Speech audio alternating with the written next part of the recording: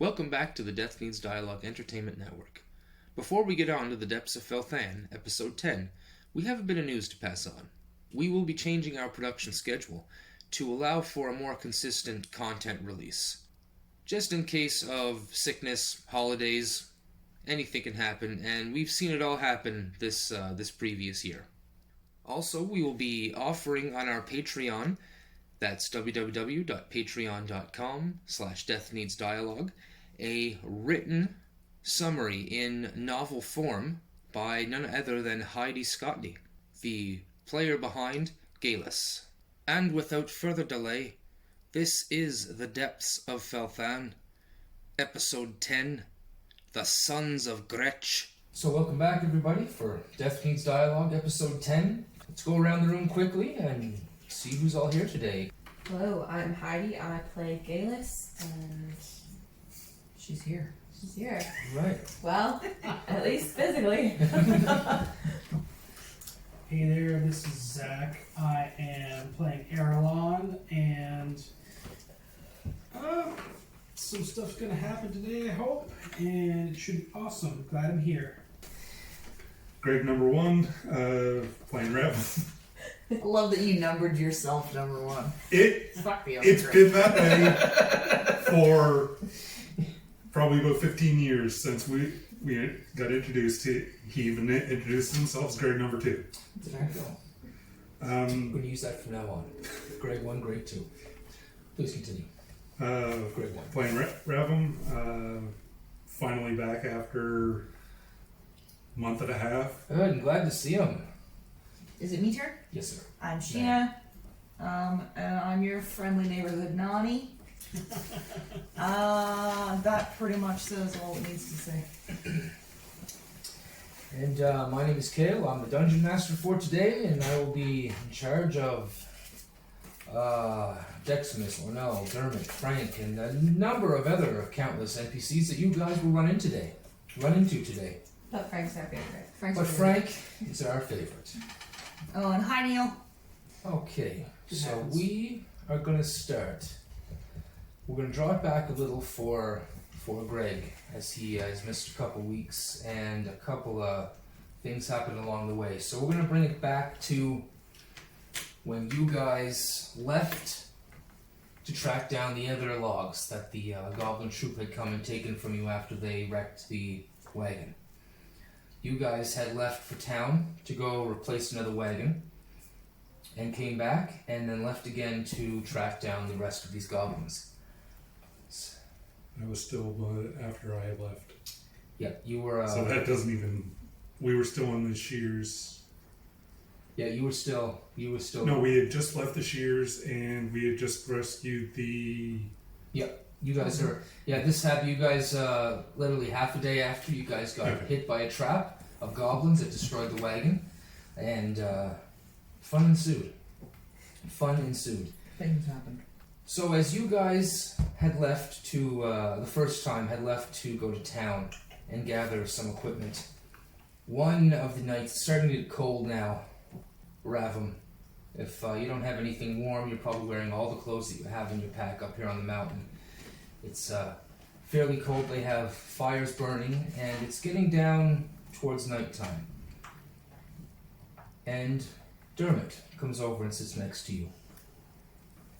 And he has dropped his Irish accent, and he says, "When everybody goes down for the night, you'll have to stay awake. I need your help with something." Okay. A few hours pass, and as he says, most of the guards go down. There's only about 2 or 3 up and walking around. And when there's a space of them walking about, he comes back over to you and he says, "There's 2 logs.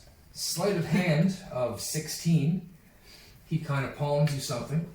Take it. Yeah. And You notice it as a piece of stick with 2 ends, like a small divining rod. okay. Kind of thing. And he says, "They were using these to see which logs we're really after. Find out which ones they are and move them away. Get them out of sight." How big are the logs? Pretty big. question. It's a two-man job. Yeah. Yeah. Well, first thing will probably be trying to track down which logs need to be moved. Yep, they're all stacked on the side of the road, pretty close and pretty out in the open. But the guards they're fairly far away at this point, and you were unconscious when that encounter had happened.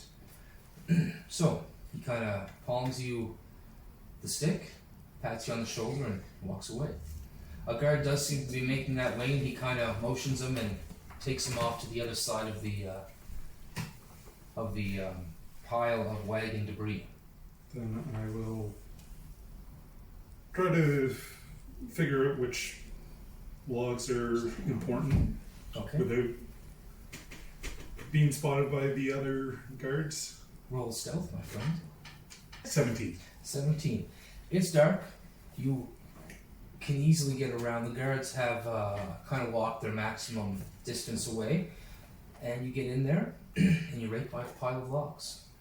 See if I can figure out how to work this magic stick. You take it out in your hand. It seems like a simple piece of stick. Almost looks like a Y, slightly askew. You lower it down to the wood, and you would notice at about a distance of a foot, there's one particular log that begins to have a reflection of a green hue, and the stick itself does also glow green.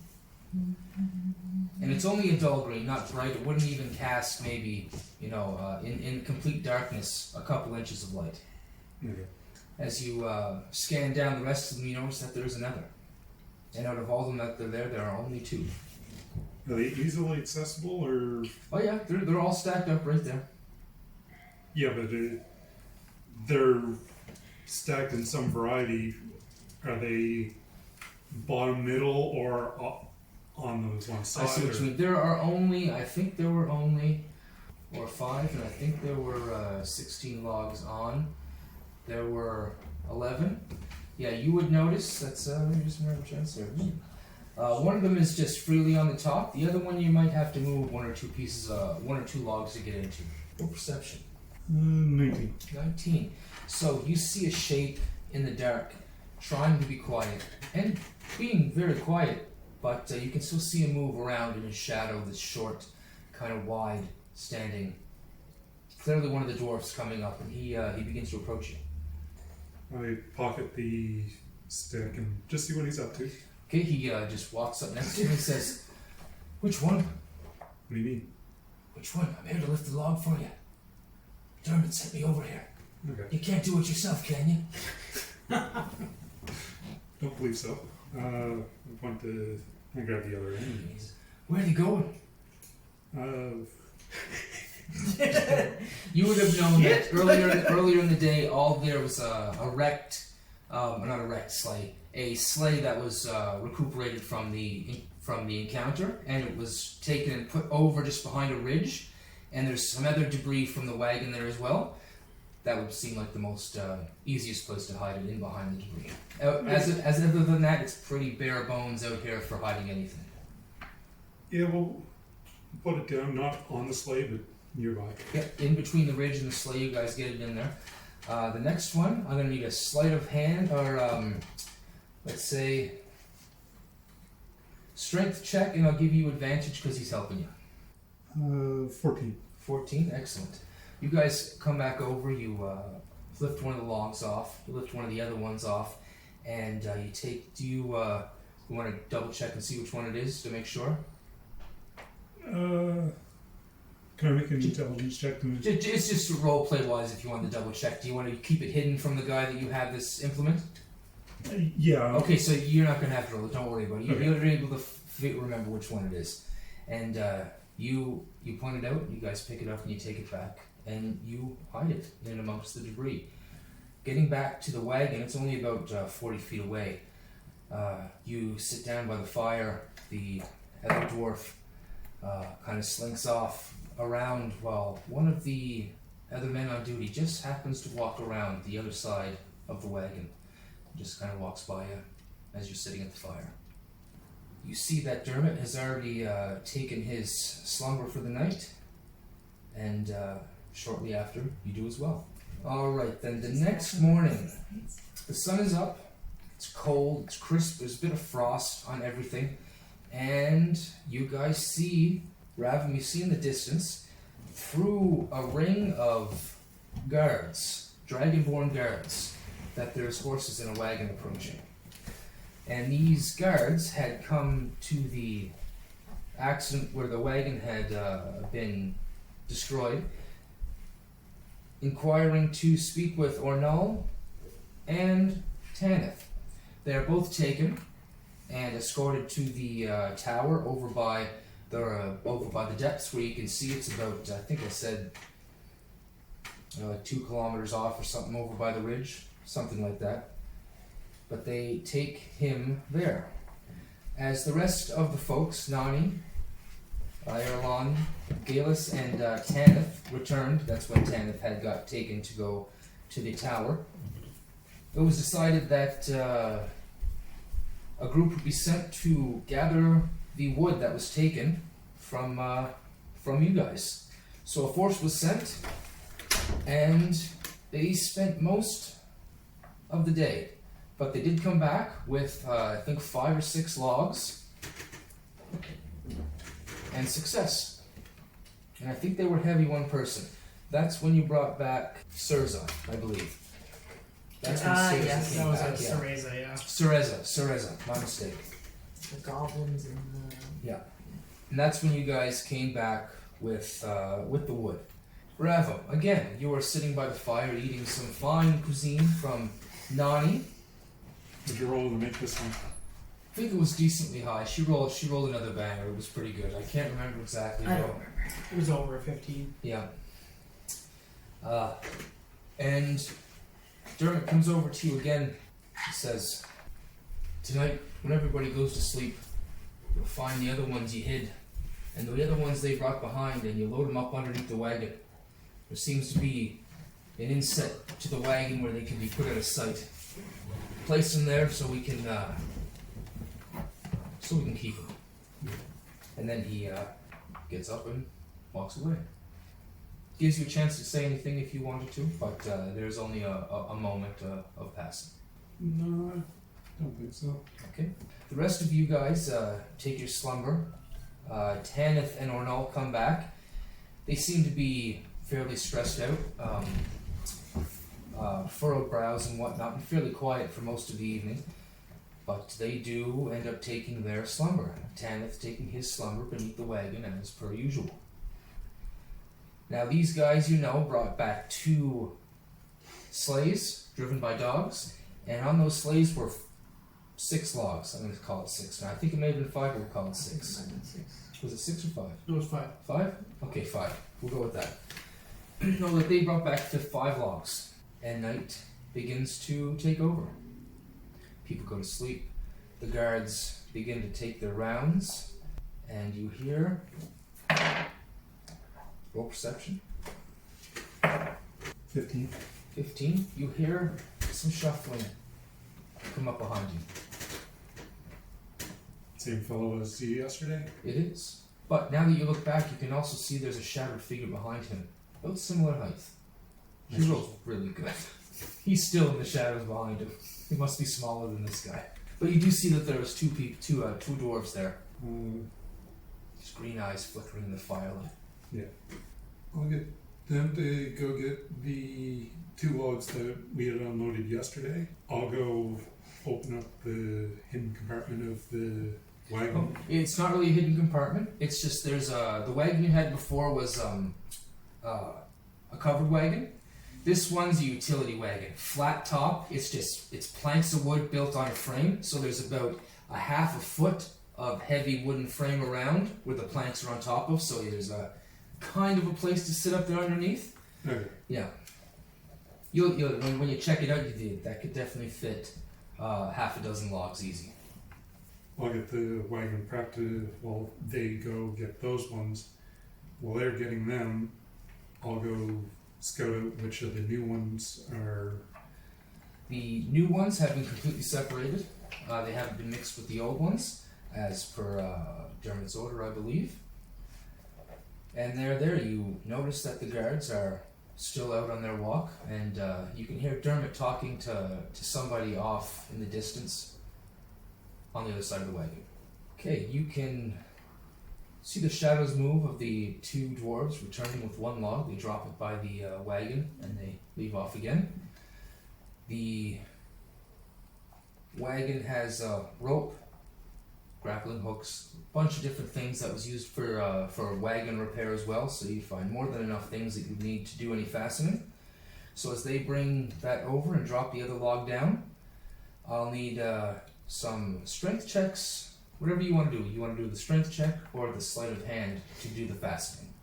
It's up to you. I was going to check the new ones that are arrived for the ones that are... Oh yeah, all five. All Yeah. five are already... Yeah, they were already separated. Okay. Yeah, kind of. If you were up and about, you would have noticed Ravim did a very poor stealth check to hide what he was doing, and it's clear that these are the special ones. I did what now? Did I say your name? Yeah. Sorry, Dermot. Dermot rolled a very poor roll. Oh yeah, Dermot did some sketchy shit while you were Yeah, gone. he took a sample of each one Okay. and made sure people seen it, so you definitely seen it. Okay. Yeah. So you get a strength check with advantage, or your sleight of hand to do your to do some fastening.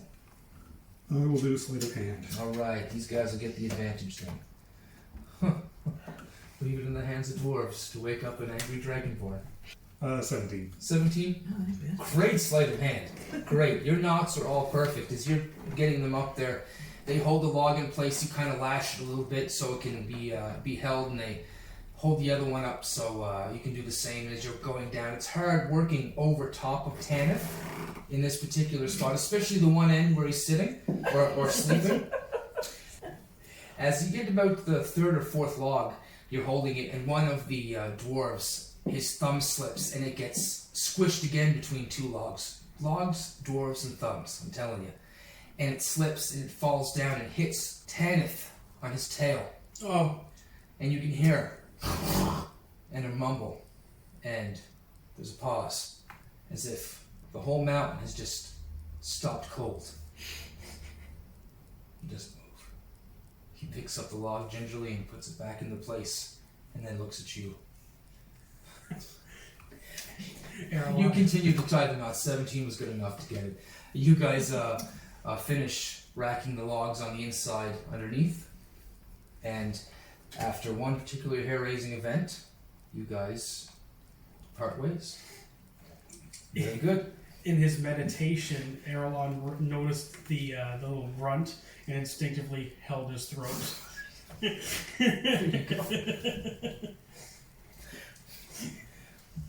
Trauma response. Yeah. Okay.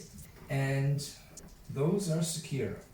Now I'm going to go through kind of a quick catch-up for you as what happens. You guys trek further north, and at a time when the lady that you met, Connor Sand, you found her kid, Arthur Connor Sand, dropped them off, and they left. You guys were going to go have some sort of celebration with them, but they're worried that the temperature's getting too cold, that you may be stuck in there if the snow comes. So they say perhaps come after Castrel, that's winter, and we'll see you then. So you guys keep making your way forward to a town called Pales Deep. In getting there, you have a meeting with another wagon. It meets you halfway. You can see Dermot stand up as soon as the wagon comes in sight and raise his hand in the air, and roll perception. 21. 21, you can see another man stand up on the wagon and similarly raise his hand. The wagons get about 40 feet close to each other, and they stop. Dermot gets off, he looks over his shoulder and gives you a nod, and begins to walk over to the other wagon. I'm guessing he wants me to follow. Roll insight. 23. Clearly, yes, absolutely. He wants you to follow him. Then I go over and follow. Okay, as you approach, you see another man, or another elf, approach him. It's a high elf with With that insight, I'll give you some latitude with that one. He's definitely a high elf. As he approaches, he pulls down his hood. Very, very pale skin, undamaged, uninfected or inflected by any sort of disease. And he puts his hand out and he says, "Ah, Dermot, good to see you again." They shake hands. Dermot nods and says, "It's always a pleasure." And he says, "Do you have what I requested?" He puts his fingers together and kind of steeples them a little bit. And Dermot says, "Why, of course. It's over here in the wagon. I have 10 strong dwarves that can do the moving for us as well." He looks at him, nods, and he says, "Excellent." He opens up his cloak, which seems to be fairly thin and leaf, and he pulls out this sack, or puts his hand in the pocket and pulls out this sack, and you can see the pocket expand in his cloak as he pulls it out. This rather large sack of coin. Looks that you can see the bag kind of looks pokey and pebbly as Basically, has a bag holding in his coat. And he passes it to Dermot, and Dermot shakes it, puts a big smile on his face, and he says, "Pleased to oblige." And he turns around and he does a whistle, and the 10 dwarves get off and begin taking the wood that was on the top of the wagon and bringing it to the second wagon. Only takes a few minutes. It's done very quickly, very fast. Anything you want to do in this particular situation? Roll a check. I know you may not want to just speak up or anything, but you roll a check on anything. Any questions about anything? Who else was on the wagon that showed up? Just the two, or? You do see some men on there. There's about 6 or 7 dwarves on there as well. Okay. You can see some heads poking up and stuff. There may be more behind, you just can't tell. No, pretty much. I'm just going to watch the interaction between Dermot and this elf. Okay, with your insight of 23, roll perception to see something. 17. 17. You can see that both of them have the same style of speaking, the way they're dealing with each other. Like one's got the upper hand on the other. They both kind of feel it. You get this attitude they're giving each other, that one's got the upper hand on the other. You know why, perhaps. Yeah. But that's what you're catching right now. And the logs are moved. Dermot is paid for, and the wagon passes on by. As you guys kind of look, you're covered. You guys' wagon isn't completely uncovered now. You took all the goblin things, so it's partially covered. That's right, Yeah. It's partially covered. The wagon leaves, heads further north. As you and Dermot begin to walk back, and you notice a very wide smile on Dermot's face, and he kind of looks back at you, doesn't say anything, climbs back up on the wagon, and you guys move off. A few minutes later, you can hear him laugh, almost an uncontrollable giggle, and it cuts off rather quickly. And at that moment, as He just looked in the bag, didn't he? no, No. nope, didn't look in the bag. That's one thing you notice. He just shook the bag. He didn't look in the bag at all. The bag just went into his bag of holding. Yeah. He has a satchel on him that you've seen before.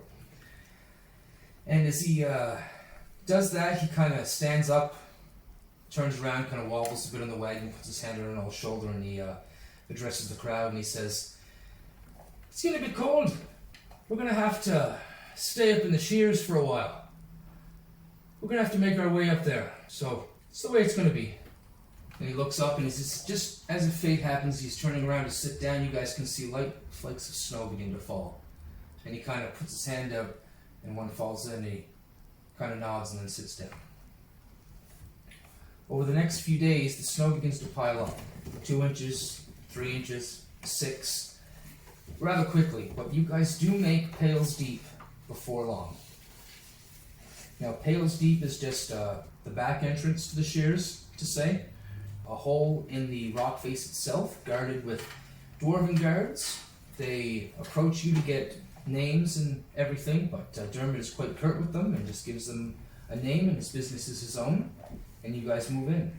You guys are then taken to an inner holding, where there's a main entrance to get into Pails Deep, but you guys are sent off into a smaller room where you gather on an elevator. This elevator takes you all the way down. I don't know if you got on that elevator, Dermot, but you would have on a later date, Raven, with Dermot. So as the rest of the crowd heads down into the Shears, into the depths of the mountain, Dermot and Ravum take care of the wagon. You guys get into the main area that's out of the elements. The rest of the crew heads downstairs, and you and Dermot, you guys take the wagon to a holding area where the wagon is placed. The horses are placed in stalls, and you wait. You guys wait there for about an hour and a half before a shifty character kind of comes up. Clearly hiding in the shadows, moving away from people. It's not too populated up here at the very opening of Pales Deep, especially this time of year. And he does approach. And he speaks with Dermot. And are you close to Dermot? You hanging out right next to him? I wouldn't be right on his shoulder, but a couple feet. You're going to hear some of that talk that he speaks to Yes. certain people with. And it's going to say, it's not the quite time for fish this kind of year. It's getting kind of cold. Dermot responds back to him. He says, oh, well, this is a special kind of fish. It does very good in the cold.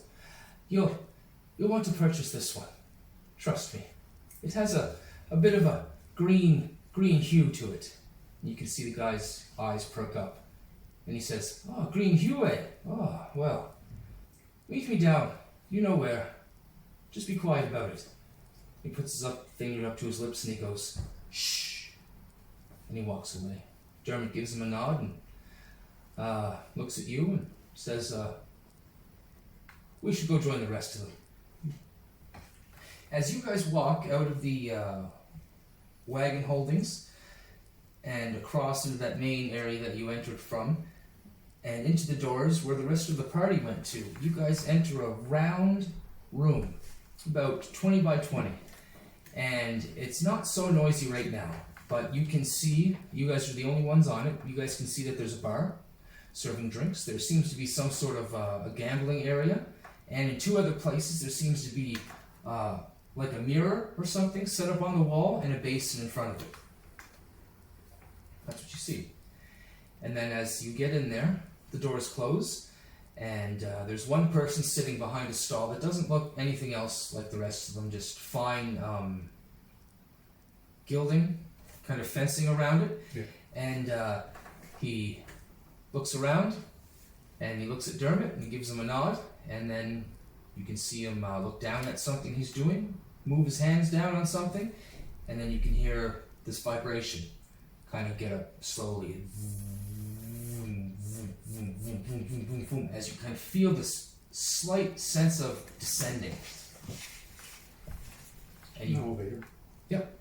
And if you do explore, there's alcohol there. Dermot goes over and sits, pours himself a drink, pours you a drink, puts it beside his own.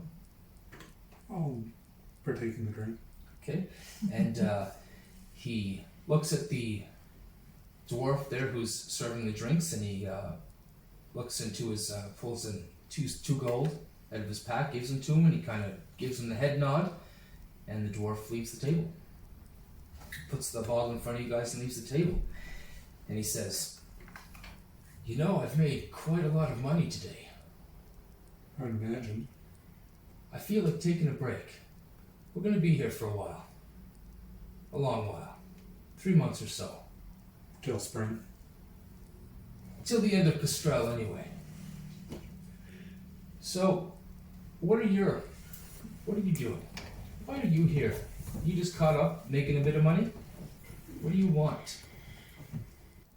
Partially looking for money, partially looking for seeing what's out in the world. You have skills that can get around certain doors, open certain locks, see through certain people. I want to use them. Worked out so far. I think we can move. To do any more requires commitment. A commitment one can't back away from. A commitment that done now may be called upon in the future. He says that and he kind of looks at you, holding the stare of his cold gaze into yours. Well, I've seen some promising things in the short travels. You have the opportunity to make a fair amount of coin. I have seen wonders, experienced wonders that only men can dream about. I mean, you've seen some of them already. Little niches and crannies. What I'm asking is, he looks around, everybody seems to be doing their own thing. Are you willing to kill? Are you willing to steal? Are you willing to have to hide your identity from whoever, for however knows long? These are all possibilities. But the reward is there. Great rewards if you're willing, if you're strong enough and quiet enough to grab them. I'm in. His hand is still held out towards you, or his fist. Put your hand out, he's trying to give you something. So no, slaps it anyway. Get the fuck out of here with that. That drops out of your hand. He says, those 2 cubes of chance can be removed, and you'll find yourself quite unable to be beat. You'll always have coin when you need it. Anywhere, any place. The other 2 will be activated when necessary. And he pours you another drink and he says, you seem to have what it takes. I know where you're from. You come from the Wandering Ones. I think you'll do well. He stands up and he pats you on the shoulder and says, how about we go hit a kobold or 2? Sounds like a good time. Okay. So you guys get up and lift over to the mirrored. As you guys approach this trough with this mirror in the background, you guys look down. You guys can see this kind of cold haze coming off of it as well. Something cold is hitting something warm, kind of rolling out of this tub. And Dermot reaches his hand down inside and he grabs this snowball. And he takes 1 gold coin and he puts it beside him and he looks at Ravel. And as he picks it up to throw it, a sheen goes over this mirror image, and all of a sudden you see this castle of snow. And then you see this dragon head peek out. A red one, then a blue one, then a green one, then another red one, and Dermot is that one, throws it. Hits the kobold right in the face, it screams out, ah! Falls down, a piece of the castle falls down into the snow. Raven? Snowball fighting dragons. Pretty much. I can respect that. I'll reach in and pull out a snowball and... which one did he hit? The red one. We'll go for the blue. Okay. Dex or strength? Range attack. Yeah.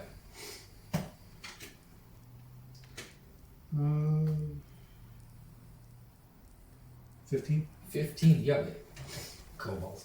It sails up, and a kobold just peeks his head through this little tiny window and cracks it right in the face. You hear it scream out and fall down. You guys play for an hour or so, and in the end, I'll get you to roll. You and him roll a d20. Oh, he rolled low. You're gonna win probably. I rolled a 17. 17. Oh, you win 10 gold.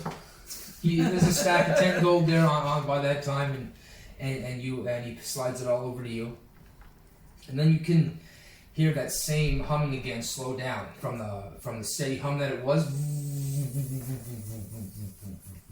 and it stops. And then another set of doors slide open, and you guys make your way into this next smaller circular room.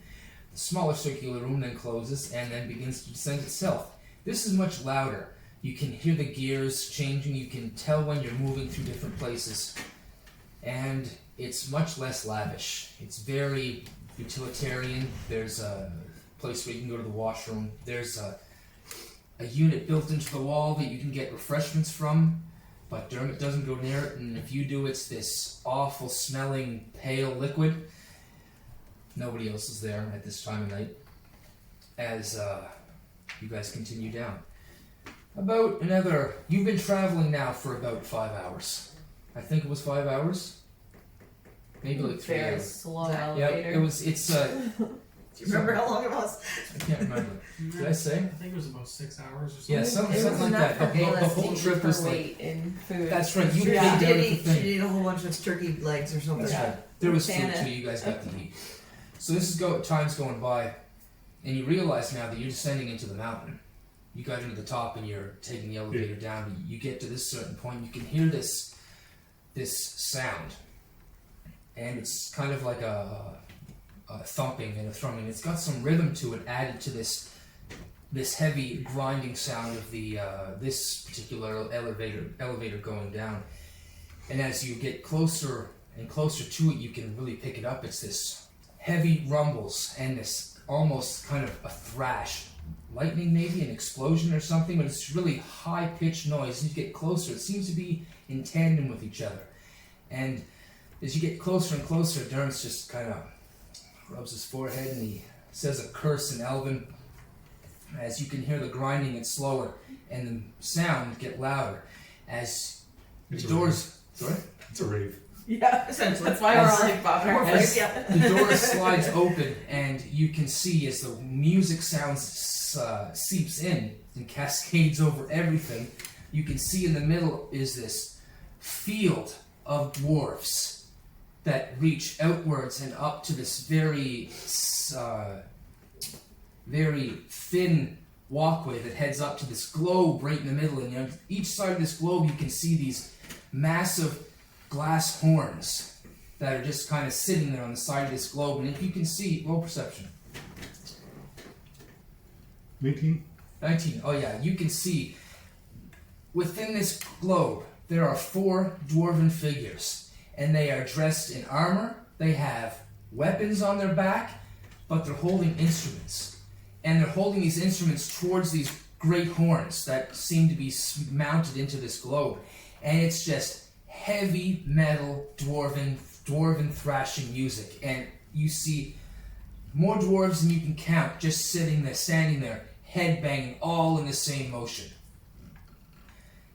And it is. Nani's right in the middle. No, yeah. This would be about 3 hours after. So you guys would have 3 hours if you wanted to partake in this massive party when you get down there. So that's what you see, and then Dermot kind of walks in and immediately to the left. Doesn't enter the rave, doesn't go anywhere. I'm gonna follow him. You follow him. What did you guys do after getting off, seeing that Ornal went in there, he joined the rave? You don't know where the fuck he is right now. He's gone somewhere. Just look for the tall one. Yeah. Yeah, I suppose there's a few people here are pretty easy to identify. But you guys hear the music is just thrashing, echoing off the inside of this cavern. It's loud. You have to yell at each other, maybe even write things down or use the message spell. What are you doing, Erlon? Erlon would have taken a small piece of cloth, ripped it in half, balled it up, put one in one ear, one in the other ear, Okay, because he just does not. sleight of hand. Slow. It's not Oh, he's not hiding it. He's No, not no, no, no. This is to see how good you do. Yeah, Whether whether it it's just falls back out again. Whether or not you are able to actually drown out the. Oh, that's not one. That one, you put him in the fallout. You miss your ear completely. After a few minutes, you kind of feel it kind of twirl out. And you're fussing with it. It's not working at all. It's not working. Around with strings hanging in You it. have to roll with that one, eh? He puts up his hood and just calls it a day. And just occasionally will put his hands over one ear. You eventually get him stuck in, but it is so loud. It is not that effective. In your soul.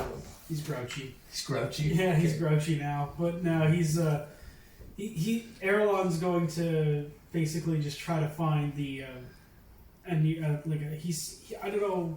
He probably wouldn't have seen Dermot go left.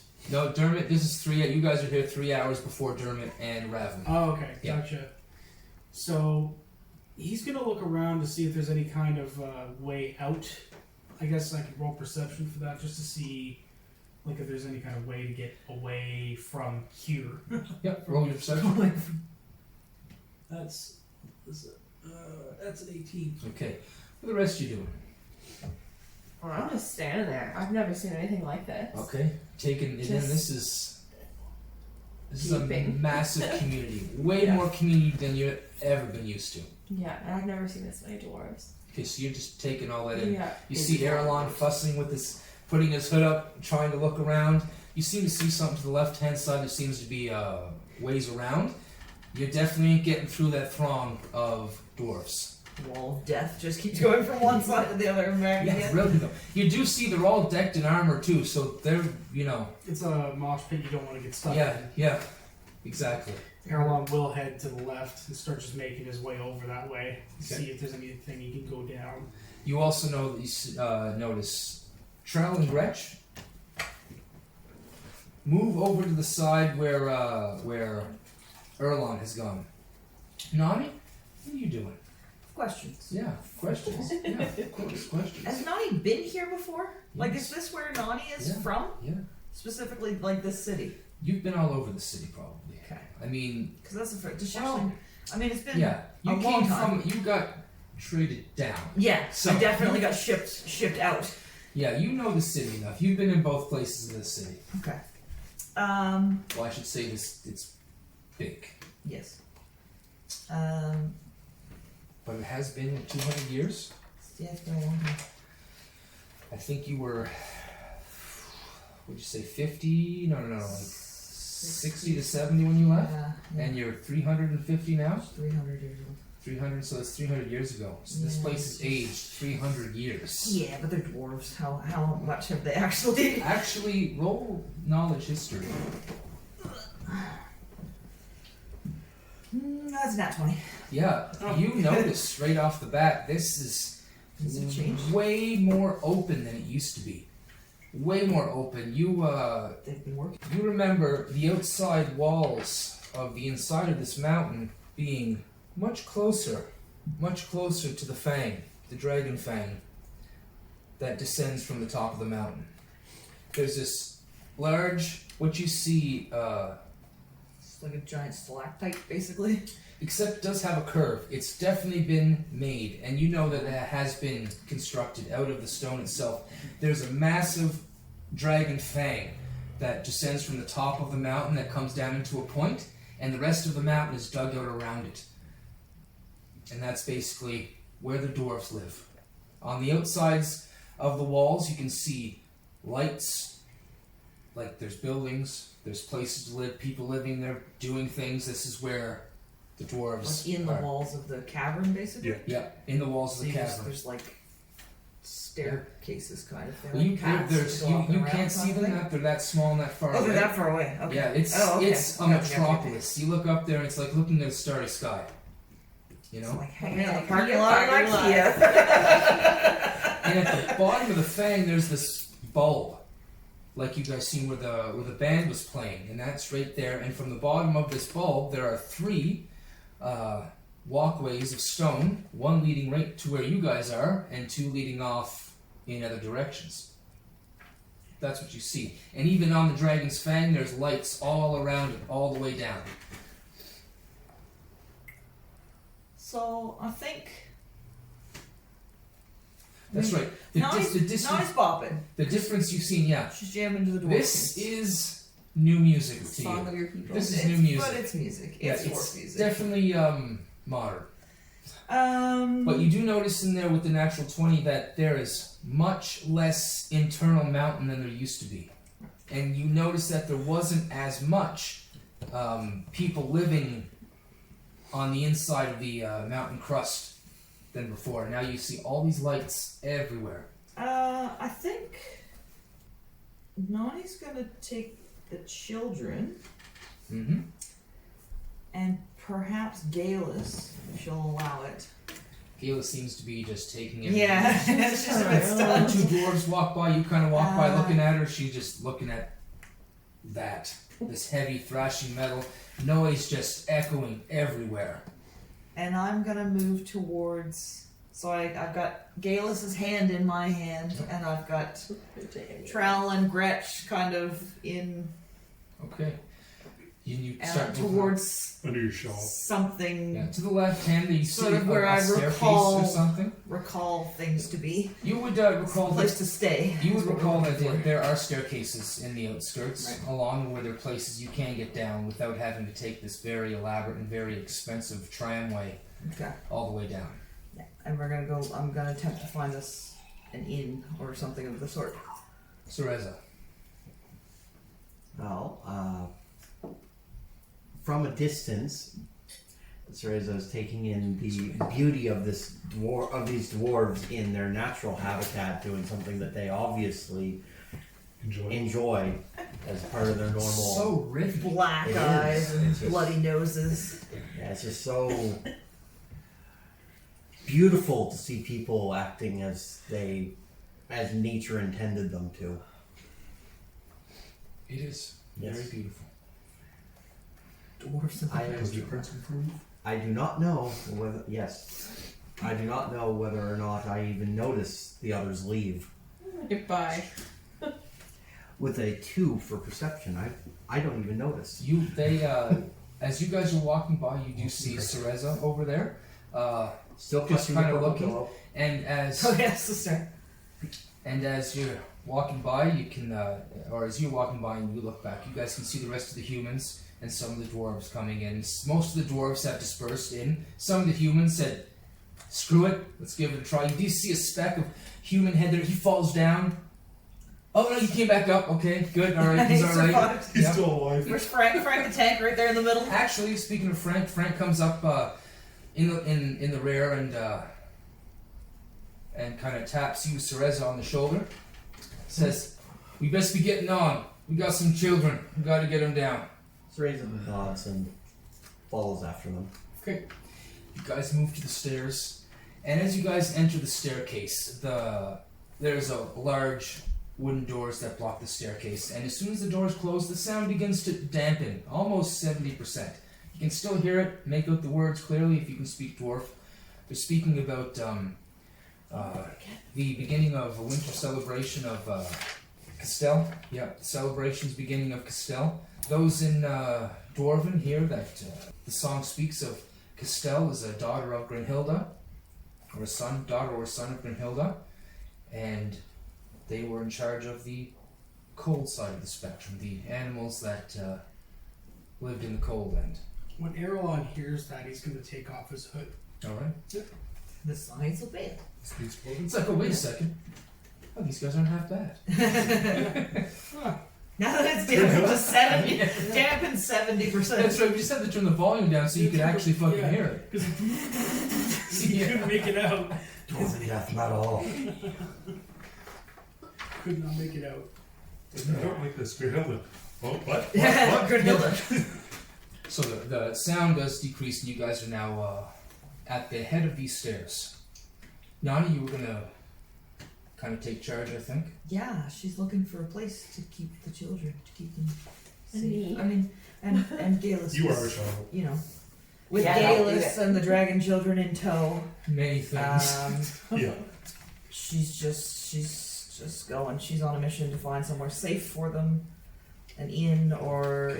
So know, as some you're, sort of you room start to making stay your way down, thinking, planning on. You've been here 300 years ago. You know where the inns could possibly be. in. The district. But you're taking charge, and you start moving down. As you move down maybe 4 or 5 flights of fairly long flights of stairs, they kind of curve in and around. You feel like you're going with the contour of the outside of the inside of the mountain. Every now and then there'll be a piece of stone face that's removed so you can see out, and the sand kind of spill in, and then it'll dissipate as you guys keep going down. And then as you come to a crossroads, you begin to go take the right-hand side, Nani, and so as you begin to go right, Trell speaks up and he says, "Oh, Nani, pardon me, but Right, Well- Tom's little shit. I Well- forgot how much I didn't like this kid. I'm trying to keep alive. our mine is this way. We can find places to stay there." You're mine. Remember his father's rich. Oh, did we? Is Dermot's not here though yet, right? His ass. Hey kid, I need to speak to you in Very this well, alley very over well. here. Dermot's been doing sketchy shit while you were gone, Ravum. I mean, you were there, you were involved in it, but you weren't actually there. Very well. Lead the way. We'll take your cue. Okay, you guys begin to go down the stairs. Another 6 or 7 sets of stairs. You guys go down and down and We're down, down. and then it opens up. Nani's got a death grip on you. You can't turn around. Yeah, I just want you I'm to know. trying to get away. I don't want to go She's over further there having a down. panic attack, and I'm just dragging her along. It opens up into a small area. You guys can see some shops and some stores, but they kind of walk you right through them to what looks like a tramway, like a train track, basically. And it only takes a few minutes before something rolls up in front of you. It's It's a bit more modern than Nani's used to, I think. yeah, it would She's be. like, this wasn't here the last It would time I be. was here. You can see as it kind of pulls up, it's this maybe 6 or 8 feet of encased metal, and you can see 3 pipes in the middle of it sticking up. And as it comes to a close, you can hear and bits of smoke pumping out of it. And it comes to and there's carts there where you guys can sit in. You guys move further down, travel for about another 2 hours, and you finally stop. Train comes to a stop, and then you guys get off, and it is dank down here. It's damp. You can feel the moisture in the air. You can hear machinery off in the distance, the rumbles of it in the distance. Trell and Gretch, they then walk out of this somewhat this area of a bunch of, again, of small stores and things of that nature. They're all closed right now, however, and you guys walk for about 30 minutes where you come to it looks like just kind of a rounded out hole in the rock face, and Gretch and Grell begin to walk down that way. Now those who can't see or can't see in the dark at this point will have trouble seeing, whereas Gretch and Trell can see in the dark, and anybody else who can. Whoever doesn't, most of the humans light a torch. They light a torch and they begin walking in. Now you guys can just feel down here it's warm. It's gotten considerably warm down here. And from all the winter gear you guys had on before, gathering in, you guys are starting to sweat underneath. You guys go in. And about 10 minutes in, not too far in, you can see immediately to your left this 4-story manse just set in the rock face. In the rock face. So it maybe comes out about 3 feet of fancy looking gargoyles and underground beasties, and then there's just a big door and no windows. And you can see further on the hole goes deeper in. You can see maybe at the very edge of it, it goes off in maybe 1, 2, maybe 3 different directions. And Gretch and Trell walk in or walk up to it. They kind of look and, oh, that's funny. There's no lights on. He froze his brow and rushes up to the door, and the door is shut. We can't open the door. The door's locked. And he stands back and he pounds on the door. And he says, Father! Father! We're home! Father! Shaking on the door, banging on it some more. You guys can see Gretch go over by the stairs and sit on the bottom stair. And just sit there. As he continues to bang on the door, shaking it. Is your father out? Does he leave? It's possible, but I thought he'd have someone here. Their mind never really shuts down. Are there any workers? Like, are there any work that we can hear down in the mines? Can't. Now that you say that, he does stop for a second and listen. He says, and looks around. What's happening? And he looks generally confused. He doesn't understand what's going on. It's dead quiet. It's very quiet. Yeah, you can hear echoes of machinery or things from the opening to this, but not down in. Nani's gonna sit on the step and console with her death grip on Galus. She's Gonna gonna console. go. She keeps trying to squirrel away. I'm trying to get away. I don't She's trying want to to get be away from me. down under this ground at all. I feel Um, squirrely from being down too far in the sky. Roll perception, guys. All of us? Everybody? If you want to. Sir. In the club? If you want to. Oh god, what's this? That'll be wild. Wow. 6. Perceptione. That's 14. That's a 12. 12. Oh, I forgot to add my I don't have to add my 14. bonus. You don't have one? 14. I don't have one. Let's make it easy. 7. Do you have a negative?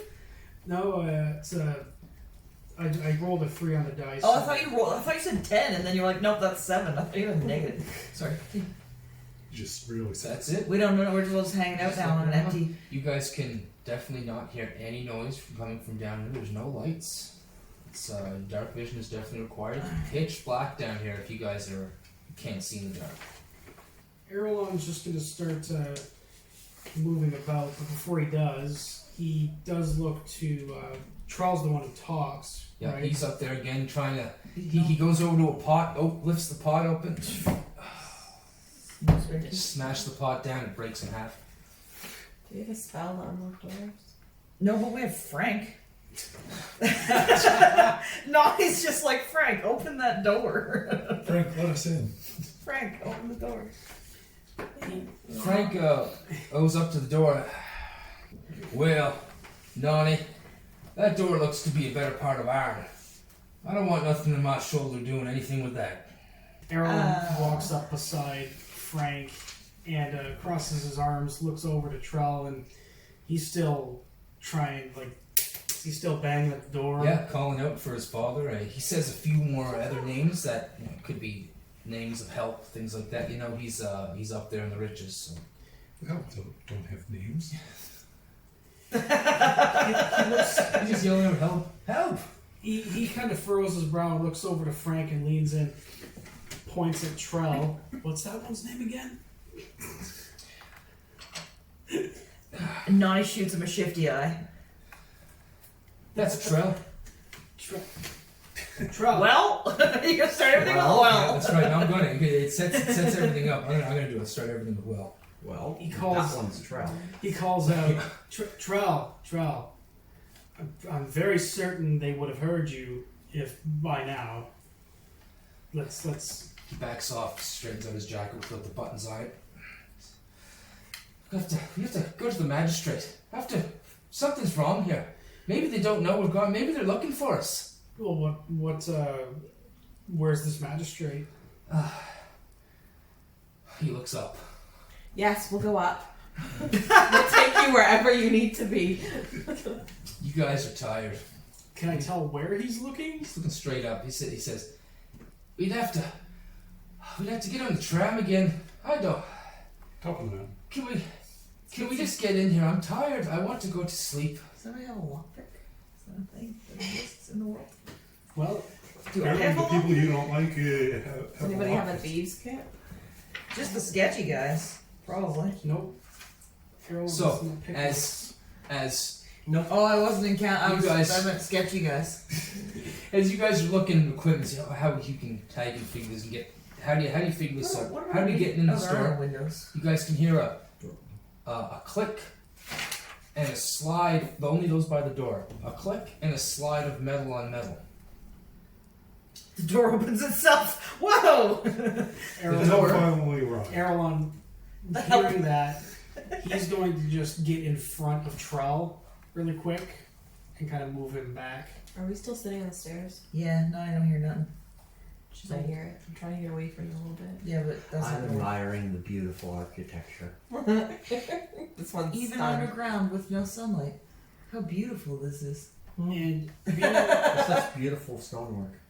being in closer proximity to the door after hearing that click and moving Trell out of the way, and having dark vision as well, would there be any difference in, like, could I tell what's behind the door via sound, or? The door's going to open, and you're Oh. going to see. The door swings open outwards.